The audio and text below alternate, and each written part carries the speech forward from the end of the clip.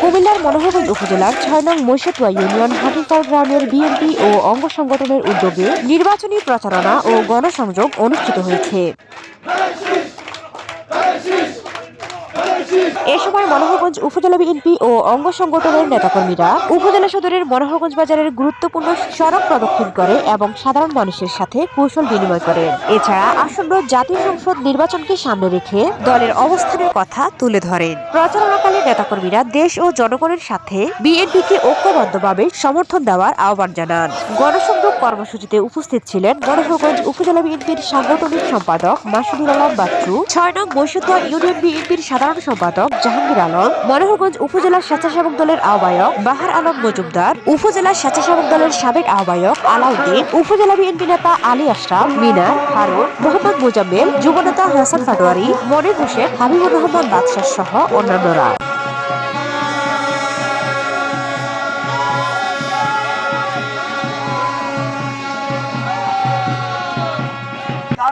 কালাম ভাইকে দিয়েছে।